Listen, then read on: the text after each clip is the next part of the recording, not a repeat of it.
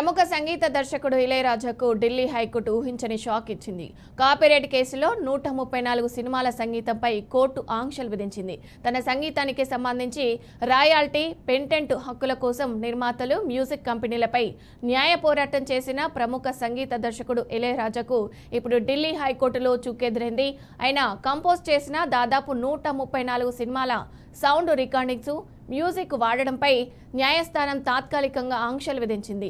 సరిగమ music సంస్థ వద్ద ఆయా సినిమాల సంగీత హక్కులు ఉన్నాయని, ఇళయరాజా వాటిని డిజిటల్ ప్లాట్ఫామ్స్లో అప్లోడ్ చేయడంపై సదరు సంస్థ కోర్టును ఆశ్రయించడంతో ఈ పరిణామం చోటు చేసుకుంది.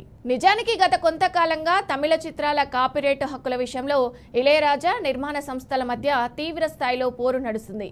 తాను సృష్టించిన సంగీతంపై పూర్తి హక్కులు తనకే ఉంటాయని ఆయన వాదిస్తుండగా, తాము పెట్టుబడి పెట్టినందున ఆ హక్కులు తమకే దక్కుతాయని నిర్మాతలు వాదిస్తున్నారు. ఇప్పుడు తాజాగా సరిగమ సంస్థకు అనుకూలంగా కోర్టు ఆదేశాలు రావడంతో డిజిటల్ మాధ్యమాల్లో ఆయన పాత సూపర్ హిట్ సాంగ్స్ వాడకంపై సందిగ్ధత నెలకొంది.